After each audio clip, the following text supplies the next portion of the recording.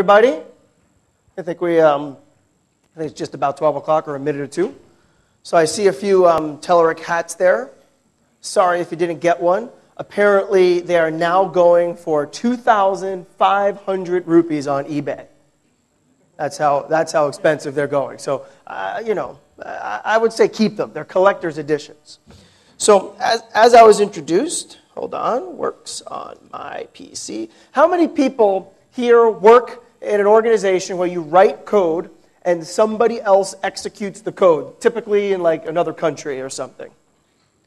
Okay, almost the entire room.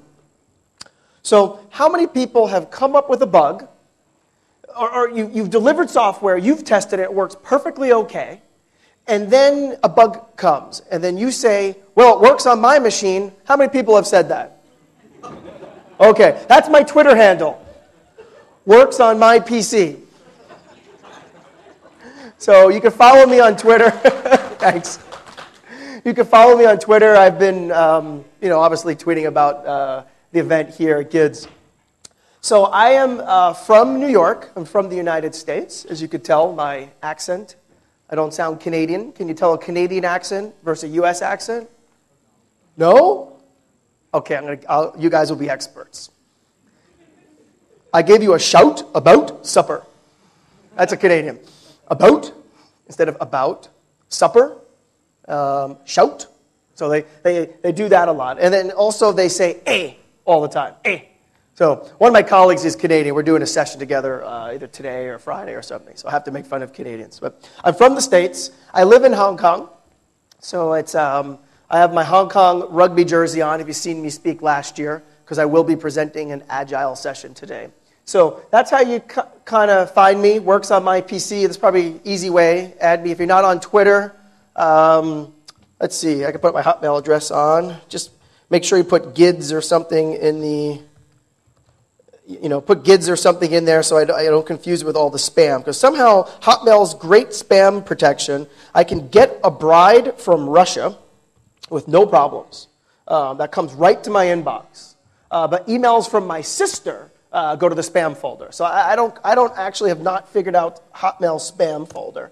And my company is Telerik. Look at that. I don't have the ability to function on Word. So this is probably all the slides you will see in this session. So we're going to talk about RESTful services, building OData feeds. If I had the privilege of doing 2 sessions back to back, I would talk specifically about consuming OData feeds. And in this particular talk, I'll kind of squeeze them together. I'll talk for maybe half the talk, about 20 minutes or so, about building an OData feed. And then we will spend some time about consuming the OData feed. But I want to spend just a few minutes on what exactly is a RESTful service. And then I'd like to spend a few minutes on how you would, what a RESTful service looks like. So let me take another poll of the audience. If you just, raise your hand if the answer is true. How many people know what a RESTful service is? Okay, so more than half the audience, which is growing. Over the years, I would do it in some places. It's gotten bigger and bigger. So let's actually take a look at a RESTful service, and then I will show you, and then we will go and consume a RESTful service. Okay, so where am I here? I'm trying to get into this virtual machine, and my mouse is not cooperating, but I think I'm there now. All right. Oops, let's do full screen. All right, so here's Internet Explorer, and what I'm going to do, as my screen resizes, what I'm going to do is, I think I'm connected to the internet, so what I'll do, if my computer will allow me, which it's not, so I could do it on my main machine. There we go. I'll pull up Internet Explorer, and I'll pull up Internet Explorer. I'll pull up Internet Explorer. I'll pull up Internet Explorer. Okay, does anyone, let's see if I can do it in Google Chrome. Let's see. All right, my machine is a little flaky at the moment, so give me 30 seconds here to figure out why it's being flaky. That's not a positive thing. I changed my screen resolution, and everything decides to die on me. Look at that. Okay, this might be a very uninteresting demo-less environment if I can't get my machine to work. But let me explain to you what a RESTful service is while I fight with my VPC or anything. I think my antivirus was running, and I was trying to get rid of it. So This is 8 gigs of RAM. All right, we'll go with this. I'll go with a small resolution if I can. A RESTful service is as follows. It is a service that works over the HTTP protocol. It uses HTTP GET, HTTP delete, and HTTP update. So it's hardwired to the HTTP protocol. So is anyone familiar, by a show of hands, with a web service? Come on, SOAP, web, okay, just about every single person in the room. Can someone tell me what a web service is? You don't need the microphone, just shout it out. It's what? Something that works over the SOAP protocol, correct. It's a what? RPC, exactly what I was also looking for, a remote procedure call, right? So meaning is, I am calling a service on another computer. So what a web service is a facility for me as a developer to execute a method on another machine. It's that simple, right? That's what we're doing. Yeah, there's SOAP in between and XML and this and that. So what happens is, if there is a get customer method on a web service, how did that get customer method get there? Like, you had to create it, right? Like, someone had to write the get customer method. What happens if I created a web service that the method was called get customer, but it really was the format hard drive method in real life, right? It's perfectly possible to do that. I'm not saying that that's what people do, but meaning the reason why I bring that up is because a web service has to be built by someone, and every web service is different. So your web service might have get customers. Your web service might say receive customers. Your web service might have, fetch customers. And your web service might just say customer get. You get my point, right? So that's a web service. A RESTful service does it by the HTTP protocol. So let me show you what I mean. I'm just going to say OData Services. Okay. So if we go and look at some OData services here, maybe the internet is not going so well. So producers. So what will happen is there will be a facility for us to actually consume web services through HTTP, which means we can consume these RESTful services in a browser. So this is a web page put together by Microsoft of all the people that will produce web services. So meaning is you can create RESTful services using OData in all of these environments. You might not be able to see them in the background. It's IBM WebSphere, SQL, Azure. OData is Microsoft's implementation of RESTful services. Okay? So it's just an open protocol Microsoft has created. Now you're probably thinking, what is a RESTful service? So let's actually look for one. I'll scroll down, and scrolling apparently is problematic. But Facebook Insights, Netflix, eBay, you can see there's all of these web services that I can choose to consume in the browser. So I'll just go to eBay and look at their web service. I've actually never looked at this web service before. It's actually brand new. So this is what a RESTful service looks like in the browser. I have done an HTTP GET. It's using the Open Data Protocol, and it's exposing its API through the HTTP interface. So maybe what I could do is just make this a little bigger so you can see it in the back. And I'll just say, I was going to go options. That's probably not what I want to do. I'm going to go page, and I'm going to just zoom in a little bit. I'll go to 150%. So you'll notice that these are all the entities that are exposed through this particular service. If I want to get to all of the categories in eBay, the way I do that is through the URL. I'll just write categories. Doing an HTTP GET. This will bring up all of the categories. It's thinking. The internet is slow because all you guys are tweeting and Facebooking and doing all the other things on the internet that you probably shouldn't be doing, as opposed to paying attention to the lecture. But that's okay, because I do it too when I'm in the audience, so I understand. But I won't spend too much time, since the internet is actually quite slow here. I won't spend too much time here. But what will happen is each one of these elements, I can get through it by its URL. I just type in categories, and I can go down the list. I can actually go in and fetch feedback items, deals, all the items using an HTTP GET. If I'd like to update, I would do an HTTP post. So I'm using, instead of building a web service, I'm just exposing my entities on the internet in this capacity. Category seems to be a little big. Oh, maybe it's coming. I see the green bar. We'll let that run in the background. So let me actually create create one for you, and we'll kind of get an idea. If you were in the previous session that Julie Lerman did, you will understand the entity framework. So we'll take a peek at that in just a second. But let me just add a web project. So I'm just going to take a regular ASP.NET web application. Nothing fancy, no MVC, no jQuery, no HTML5. We're just going to create a standard ASP.NET web application. It'll be a blank application. And what I'm going to do is, actually maybe when this is loading I can just pull up, so I'm going to just pull up, my web service has come up, and I'm going to go to my tools, internet options, and I'm going to go into content, and you'll notice that I have, it thinks I'm subscribing to a blog post. So I'm just going to turn off that, and we can actually see our web service a lot easier that way once Internet Explorer starts responding again. Okay, who gets this kind of problem all the time? I get Internet Explorer not responding. That's why I hope there's no Microsoft people in the room, but I usually will use Chrome, but don't tell them that. But you'll see what happened is when I clicked on the eBay RESTful service, it brought me up, and Internet Explorer thinks I'm consuming a feed because it looks like an RSS feed. And that's exactly what's happening. It's where we're actually consuming an actual service. So if I refresh this, it should just come up as raw XML. And this will be the actual data itself. But I'll let that run since it took a while.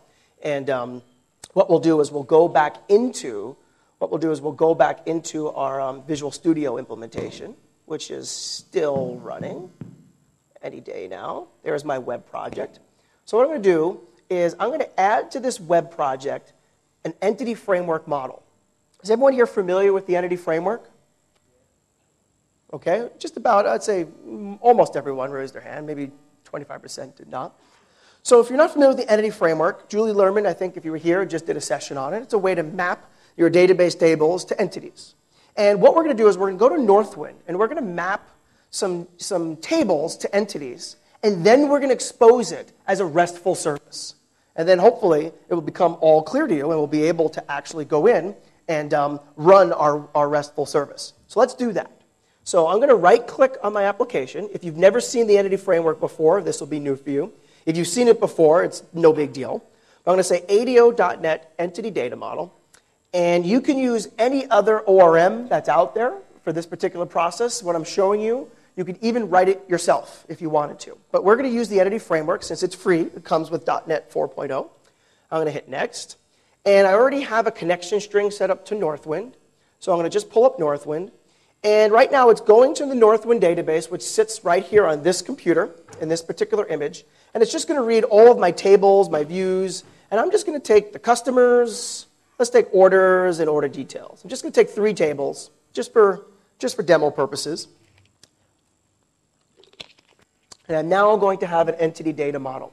So let me go through the demo, and then I'm actually going to explain some applicable application to it.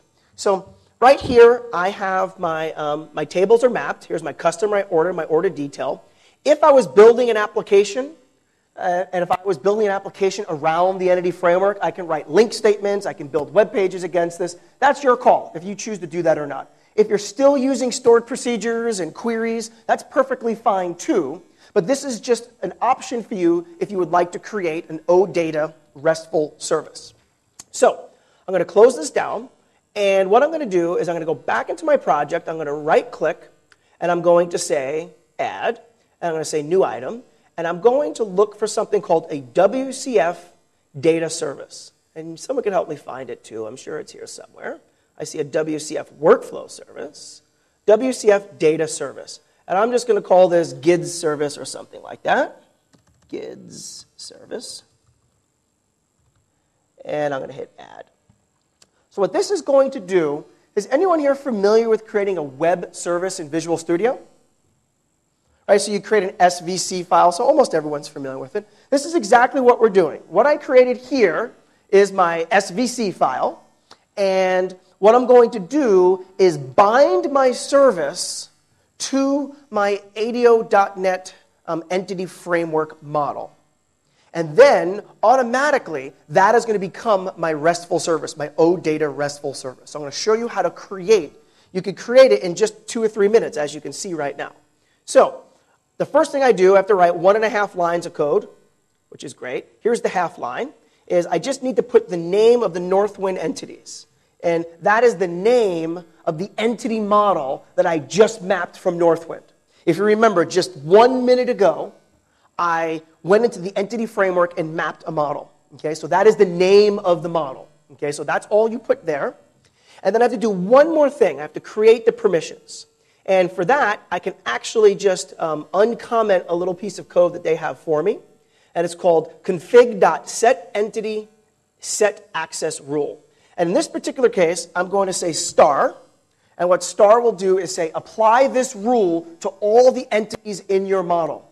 If you remember, in our model, I had customers, orders, and order details. A little later, I'll show you a demo where we will change that, where I'll actually set the access rule differently for different entities. But in this case, we'll just put a star in, a wildcard, and it will apply the same rule to all of my entities. And just because we're in a demo, and you can do whatever you want in a demo, I'm going to just say make them all read-write, or just all. I'm just going to give it access to do everything. So let's do that.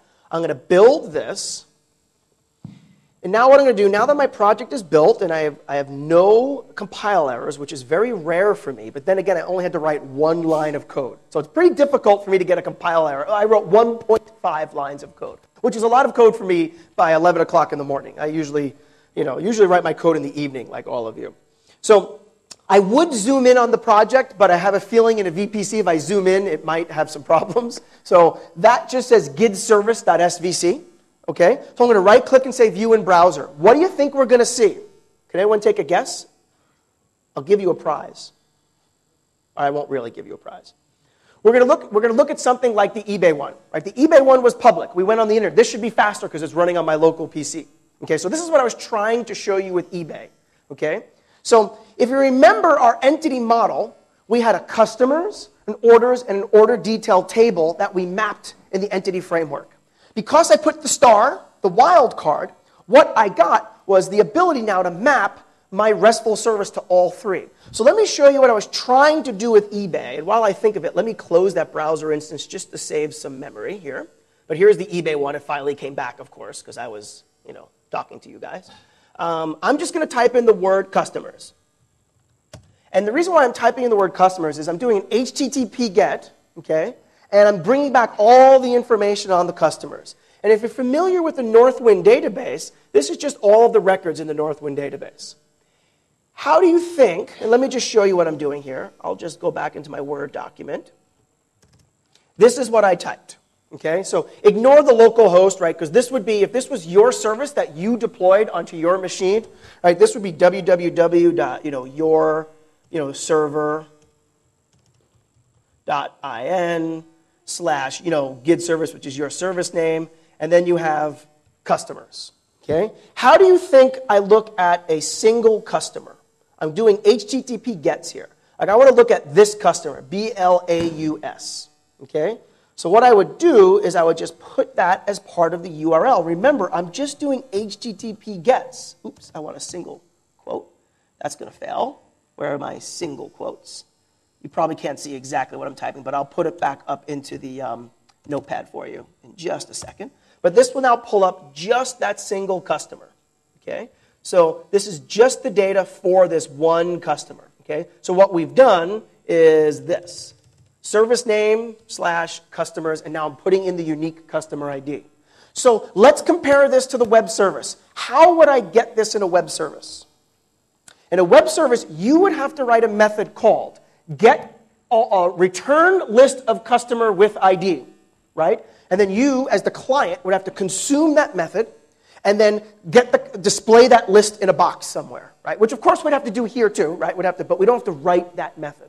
Okay? Because it's just reading the database. Now you're going to say to me, what if I don't want to show all the customers? Well, then you could create views in SQL Server, or you can parameterize your actual service itself. Okay? We could talk a little bit about that after I work through the demo. And then what's the next thing you have to do? If you want to get just one customer and look at that customer record, what will you have to do? Create a second method, right? Called get customer by ID and pass in the ID. In this particular case, we're just doing an HTTP GET. What if I want to look at this customer's orders? Can somebody guess what I do next? I'll give you a hint. It involves a slash. Exactly. Slash orders. You can all go back on your CV now. I'm not kidding. And no need to thank me, but I will take 10% of any job raise, salary raise you get. Orders. So now this is bringing just this one customer's orders. Okay, so these orders belong only to that customer. They've ordered a lot. It looks like about 5 or 6 items. Okay. What if I want to pull up just one order? I think you already know what I have to do to pull up the one order. Okay. I just put in that particular order into the URL. And now I have just this one customer information with their order. So that looks like this now. Oops, I don't want big, bold letters, but you get my point. How do I go paste special? I think paste without text should be the default, but that's just me. What if I want to pull up the order details? You have to spell it wrong, right? O-R-D. You know what's embarrassing? I'm going to tell you what's embarrassing for me as a speaker. Is a lot of times I live in a country, in China, where English is not the first language. I speak in countries all the time where English may not be the first language. Like I go up into Malaysia, where English is like the third language, or I go to Russia, where English is like the third or fourth language, and they correct my spelling. Right? The audience members are like, Steve, it's not. And I'm like, why is this not working? My VPC is slow. And they go, no, Steve, you spelled orders wrong. I'm like, oh. Yeah, don't tell my mother that. She will, or don't tell my teachers from grade school that either. So you see how we have created a RESTful service. Oops. You see how you can work on this RESTful service with no problem. I could actually do some querying of the service in the URL. It's not necessary for us to do it here. But I could actually put a question mark, right, which would be a query string. And I can actually type in a little mini query and query my service over the wire if I want to. Or what all of you are going to do is use LINQ, right? Like we're not going to want to do that stuff ourselves, right? We're not going to want to fiddle with raw HTTP posts and raw HTTP gets. That's to me very boring, okay? So I told you, I think the title of this session is Building Applications with a WCF OData service or something like that. I don't know what the title of it is. But I've just showed you how to create an OData service. It's that simple. Okay? What is it? That clock is fast. So we've done it in about 20 minutes. Okay? And to be honest, I've been talking for 18 of those minutes. Right? So I mean, you could probably go home and do this yourself. So let's just quick review how to build a RESTful service with Microsoft's OData environment. The first, create a new project, usually a web project, but it doesn't have to be. You map an entity framework model, or it could be a model from another ORM and Hibernate. Telerik has one. Our competitions have it as well. You can use all of those guys as well. You create a model, and then you right-click and you say Add to Project, and you add a WCF Data Service. You give it a name, like I gave it GID Service, and then you just set the permissions. In this case, I'll show you how to set more sophisticated permissions in a moment. But you set some permissions, and then you map it to your entity framework model. What I did, Northwood Entities. I'll show you what I did there, just to review. And then you can pull it up in the browser. Okay, when I say map the permissions, I just want to make sure there's no confusion. When I map the permissions, I put the name of the model in my generic right there. That's it. That is how you create an OData service. Before we talk about consuming the service in something other than the browser, because that's not that useful, right? The browser is kind of boring. Let me just take a step back and explain to you two things. The first is WCF Data Services is built on top of WCF itself. So if you are interested in having more control over your environment, you can do that. You just have to write the WCF code yourself. So there's an alternative way of doing this. Firing up, your editor, opening up, WCF and typing some code and mapping your attributes and taking care of that. Aaron Sconard today is going to do a session about that. Probably, I think it's after lunch. I think 1:30 or 2 o'clock or something like that. So that's if you want more control over your actual OData service. The second thing is, Is anyone thinking this in the room? And be honest. When would I use this? Why would I use this? Anyone thinking that? Okay. Good. That's good. That means you are smart, inquisitive people. Because I usually meet developers that do the following. They say, hey, it's new technology. Let's use it. Now, how many people say that? Come on. How many people are learning HTML5 because they've been told it clears the kitchen sink? Right. Exactly. Okay, so only 2 people admitted. Come on, we're all friends here. Can you turn the video camera off for 30 seconds? Because I feel they're not being honest with me. There. Or just put your hand over the camera. Now, the camera's off, I swear. How many people sometimes use technology just for the heck of it? Right. Okay, now we're honest. We've established trust with the audience. I like that. Okay, so I've showed you how to create a RESTful service, right, using the Microsoft OData protocol. I've showed you how to wire it up pretty easily to your entity framework model. Why would you actually go ahead and do this? Well, let me give you the answer. There are times when you are creating an application and you would like to expose portions of your application to third parties to develop. So you are not going to probably build applications with an OData RESTful service if you are creating the RESTful service. If you are creating an application, if we were creating an application right now, we would just code directly against the database or against the entity model, correct? Right?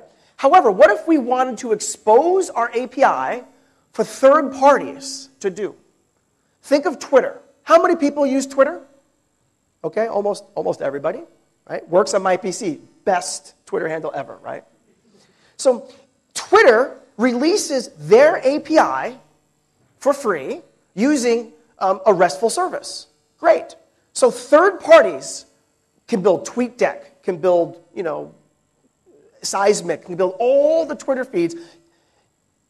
Twitter has no knowledge of that. They don't care. You're just consuming their API. When Twitter builds Twitter.com, are they using their OData feed? No. They're coding directly against their database. They probably have a stored procedure, or they probably have nhibernate or something, right, like that. But when third parties are consuming Twitter's data, are they using stored procedures against Twitter's database? Like, are they calling up the DBA, hello, Twitter? I would like to build a database. I'm sorry, I would like to build a application around Twitter. Can I have the system admin password to your database? And I'm the Twitter CTO on the phone. I go, sure, Steve, no problem. It's Steve, and the password is 123. Please hijack my database, right? So of course they're not going to do that. So they're only going to release an API publicly. In the past, they did this through a web service, right? Not they being Twitter, but all companies. Right? Flickr does this, Facebook does this. There's lots of Microsoft properties that do it as well, expose their API as a RESTful service. So that is why you're going to use a RESTful service. So let's take one last step back, and then we'll talk about consuming this particular web service. We just created a RESTful service. We just created a RESTful service. And would you expose your entire application through the RESTful service? No. Only the portions of your application that are important. So, good example, you have a table called user table, user ID, password table. Would you expose that when you map your entity framework model? And probably not. You have the here's how much money everyone in the company makes table.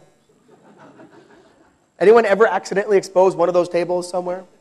Come on, admit it. The camera's off. The camera's off, right? Yeah, camera's off. Come on, admit it. No one's ever... One person. See, we have something in common. And I gave you a Teller hat, and I told you if you don't wear it, I'm going to give it away. So put it back on. Thank you. Okay. So here's the thing, is you're only going to expose portions of your application. So, okay, I got about 20 minutes to actually consume this service, which is more than enough time. So I want to say one more thing. Here is a design pattern you can think about. The default logic for most developers is to open up the entity framework and just map it to like all your tables and then expose whatever tables you want. Okay, that's fine. I don't recommend that. What I recommend you do, if you're not using, especially if you're not using the entity framework to develop your application. So you have an application, you have lots of stored procedures, and you're saying, oh, we don't use the entity framework, or we don't use nhibernate. I still want to build a RESTful service. So you'll say, okay, I'll just map all my tables and do what Steve did.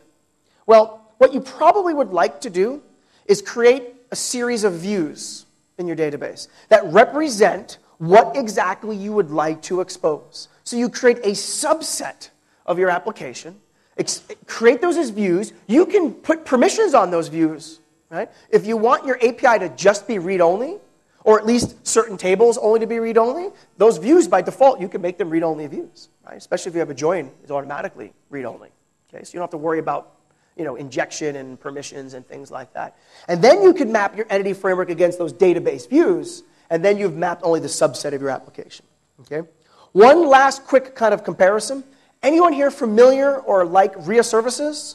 Okay, I'm actually talking about that tomorrow. Okay, only about 10 or 15 people. Just real briefly, people say to me, RIA services, OData, when do I use one and when do I use the other? So if you're building a Silverlight application, and you are going to be building the application and presenting that application to users, I say RIA services is a great tool for you to use. Same rule as I did with Twitter a minute ago, if someone else is going to be consuming your API, that's when you use OData. Okay, so I just wanted to kind of throw that in there. So here's our OData service. I actually have a demo already built since we have these great short sessions. I've prepared a demo, and it's the exact same. It's going to be the exact same thing.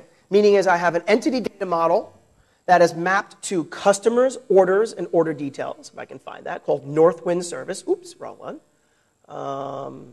Maybe I don't have it mapped in this particular project. It's probably up here somewhere. I just can't find it. In my data, I did it properly. I created a project called Data Access Layer.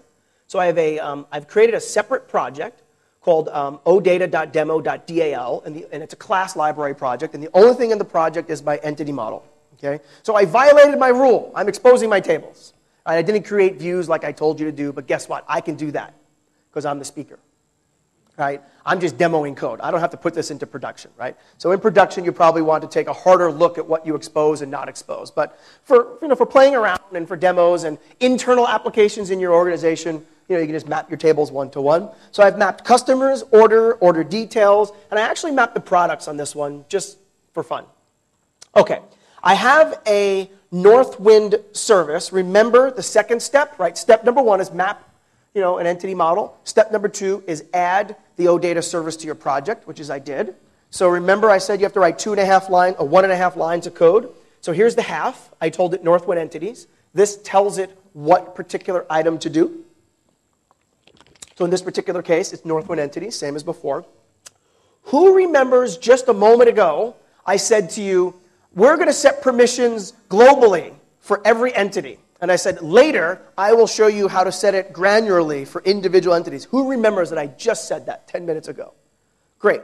What does that tell me? That you are paying attention. I like that. You all get 2 points. I don't know if you know this. This is a secret. I'm going to tell you a secret. Is there any GIDS people in the room? Any Salt March Media people? Identify yourself. You, please go like this, because I'm going to tell a Salt March Media GIDS secret. You don't realize this. You know how you fill out your evaluations on the speakers? We fill out the evaluations on you. And if you get low evaluations, you can't come back. Right? So you all are going to get high evaluation marks because you all paid attention to me. I like that. So all of you remembered that just 10 minutes ago I said I'm going to show you how to set permissions for the individual entities. We've reached that point. So remember I said config.setAccessRule. I have now listed all 4 of my entities: customers, orders, order details, and products. And all of them have slightly different, or some of them will have different permissions. So I'll scroll on over, and my customers over here, is also set to all. So I can read and I can write my customers. For orders, order details, and products, I set them all to just read only. Okay? I sometimes mess around with it and set it to write only, which is fun when you try to view it in the browser. Right? So then it won't show up, but it's there, and it gets a little confused. So in this particular case, I have those entities, and I could set a global star again that say, read only, and then only set the customer one, and it would overwrite it. You get what I'll say that again just to be clear. Is I could set, in the previous example, I used the wildcard. Right? I used star and said make it all read write. I could do that here, and then if I set another one just for customers, it will actually overwrite those properties. I'll show you one or two, I will show you one other little secret here. Let me just get one of my, this is for my advanced class, but I don't have it here, bummer. I thought I had a little secret here. I do have a secret here. I will comment out this particular piece of code and then come back to it in a few minutes. Okay, so I'm going to now go to my web project, and I'm just going to go to default.aspx, and first let's just view it in the browser. So this is consuming a WCF Data Services, right? So consuming an OData RESTful service. You're going to see it's going to look just like a normal web page. And that is the point, right? We want it to look exactly like a normal web page because the data is just coming from that RESTful service. Apparently, Visual Studio is thinking about, it looks like it is compiled. So let's see what it is doing. It is loading up my service for the first time. So it's probably saying, I don't know what it's saying. But the other one was nice and fast. Unfortunately, what it has is this particular project, I also have a Silverlight application in there. So sometimes it gets nice and slow. If this is too slow, we'll give it another 30 seconds. And let me just see if it's already pulled up in IE and didn't tell me. What do we have here? Oh, yeah, it's already came up. I'm talking fearful that it came up. So here's my project. And what I can do is I can click on a customer. And oops, we don't want to see that. Goodness. No errors, right? So I pull that. See, there's secret number 2 is I don't have to put error handling in my code, but you have to put lots of error handling in your code, right? Because it's demo code. So you'll notice here is this drop-down box is filled with a list of all of the customers, okay? And when I just change the combo box, or the list box, whatever we call it in ASP.NET, I know Silverlight calls it one thing, ASP calls it a different. When I change it, it fills the orders for that particular customer. I want you to notice that we have orders going back to 1996, okay? But we'll get to that in a minute. Just remember that. And in 5 minutes, I'm going to quiz you. I say, who remembers when I said? We all go, and then you get 2 points when I do the audience evaluations. Okay, so let's just take a quick peek at the code behind that default.asp. It's very straightforward. It's easy code. There is this thing that you need to know, is if you are building an OData service, Microsoft provides client libraries for easy consumption of the service. So you don't have to get down and dirty with WebSockets and do HTTP posts and HTTP gets in your code. You can write simple LINQ statements. Everyone here familiar in some capacity with LINQ?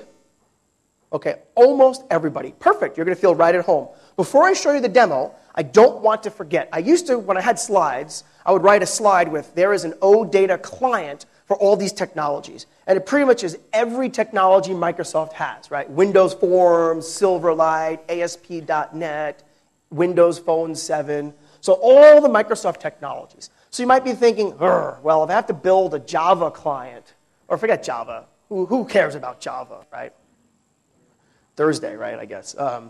But if you want to do PHP, Java, iPhone, anyone care about the iPhone? Good, I hate the iPhone too. I've been told the iPhone's not popular in India. I think they lie to me. But that said, is iPhone, I think Android, but I'm not sure. So I won't say Android, but iPhone definitely. There are OData clients for consuming the data. So Microsoft has made available for PHP, for all these environments, the ability for you to actually have a client-side library. Okay? Some libraries are not as rich because LINQ doesn't exist for the iPhone, okay? But it's better than writing the HTTP get to the HTTP puts. So let's take a look at how I filled that drop-down box. It's real simple. So notice here, I have my old ASP classic kind of code. I'm just checking if the page is a postback, right? But everyone here said they were familiar with LINQ, so follow me now. Pretend this is LINQ to SQL, LINQ to entities. I'm creating my data context here, this line of code. So Northwind entities, my personal preference, and this may or may not be what all the, quote, experts on, quote, the blogs say, because, if you have a blog, you're an expert, right? Unfortunately, we have reached a point in society, and especially in our little slice of society in the IT world, we've reached a point that the people who shout the loudest are the ones who we all listen to. I don't understand that, but, people will shout and say, this is wrong, and I don't care, because I find it convenient. When I do a data context, I always name my variable dat, okay? Because data is a reserved word, right? So I just choose that. That's my personal preference. Anyway, I have my data context. Now notice instead of, with link to entities or link to SQL, I don't call it Northwind entities and all that. I have to pass in the URL to my actual service. That's the URL to right here. Well, we don't have the service up and running here, but that's the URL to the actual service. Now, does anyone recognize this code? Does this look like, code that you would be familiar with? Right, it's just standard plain old LINQ code, okay? So all I'm doing, I can put a filter in and just tell the customers from one country, put the customers from 5 different countries. It doesn't really matter, right? So I could actually put the LINQ code in there. And then what I do is I'm just going to bind it to my actual grid. And I do the exact same thing. I do the exact same thing for the grid when I just parameterize my LINQ statement, right? So I actually kind of go in there and I have the ability to work with my customers. Let me just show you one other thing that is part of both the protocol and the actual, I'll get to your question in 1 second, part of the protocol and part of the library. I just want to actually go in and show you I can add a customer, okay? Let's just go in and hit add. Oh, this is going to give me a Northwind customers need 5 characters for customer ID.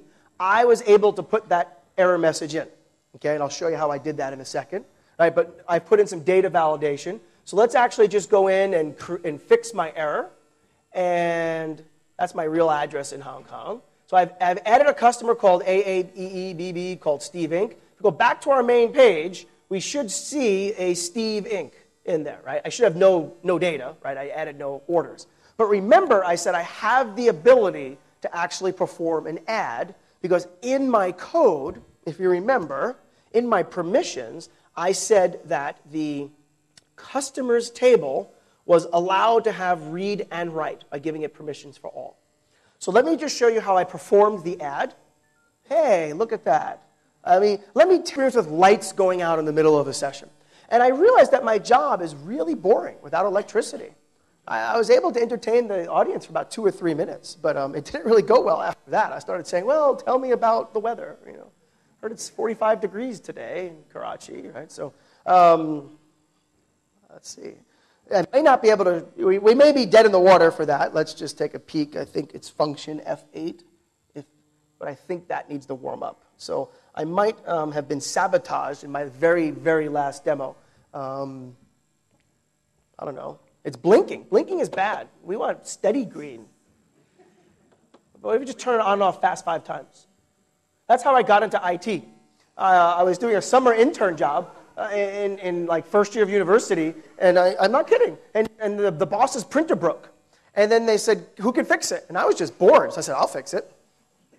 I just clicked it like 3 or 4 times, and it just started working. And I was like, huh.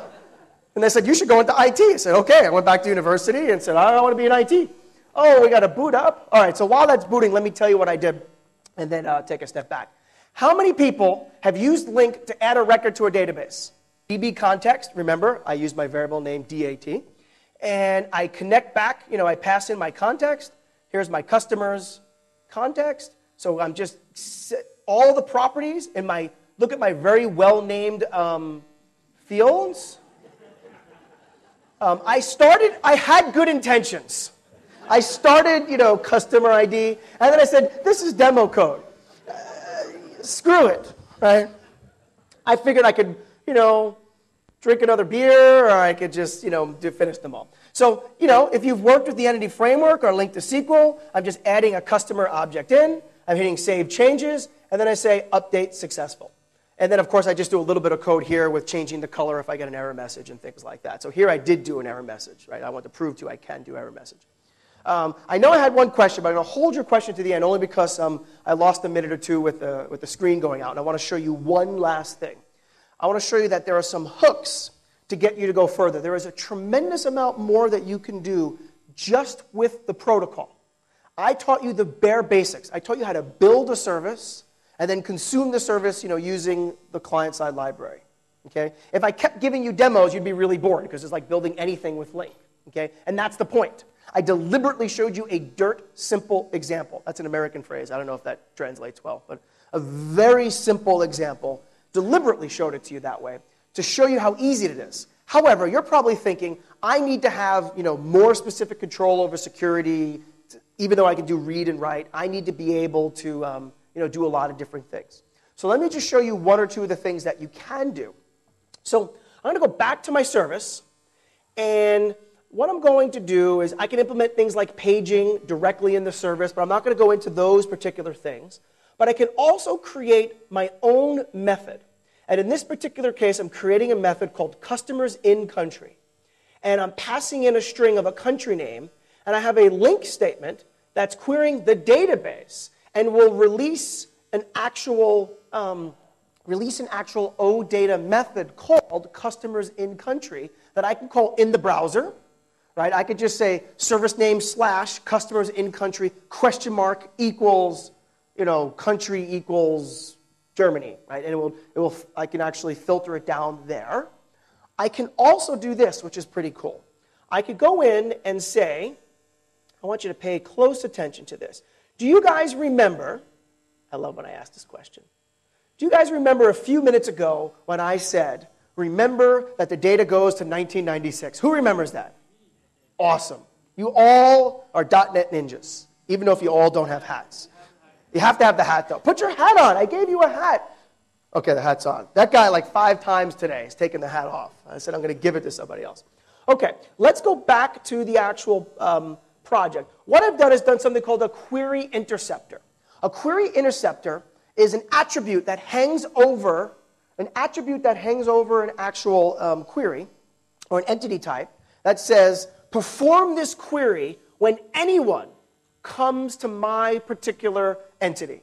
So when I go to the orders entity, I'm going to perform this query, which means I'm filtering everything before 1997. Okay? And I only have about a minute or so left, but let me show you the results of that. And unfortunately, I pulled up the Silverlight app, which you don't want to see because we're not talking about Silverlight in here. But that's a Silverlight client of the exact same service. So let me just pull up default.asp again.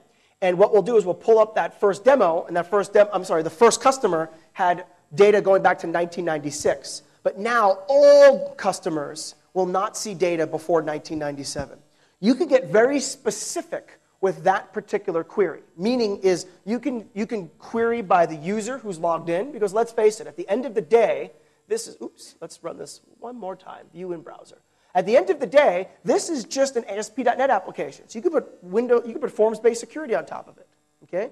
And you can read the role and make decisions in your query interceptors, okay? So notice the first record, by the way, is 1998, okay? Remember before it had 1996, okay? So you can do these security checks as part of the API level, as part of the service. You could do additional security checks if you want to do it in your application. But when you want to expose the service to third parties, you could actually require authentication using OAuth, and then you can read the role that the user is in, and then perform other functions with a simple if statement. Okay, so that's if you want to go a little further. Okay, and as I said, if we had a part 2 to this session, that's the stuff that I would do. So I am out of time, so I appreciate you sitting through my demos blacking out and my electricity going off. And when we first started, my VPC was sleepy. It just wanted to kind of stay in bed a little. So I know how to question. So what I'll do is, I know it's lunchtime. So what I'm going to do is I'm going to turn off the microphone, and I'm going to take that gentleman's question first. But if you have questions, just come up and see me, and I can answer your questions. And that's how you contact me. Works on my PC. There's my email if you don't have Twitter. There's my company website. And thanks for your attention. And hopefully you learned something. Just to recap, right? We built an OData service, then we consumed it. So take care. Enjoy the rest of GIDS. Okay, thank you very much.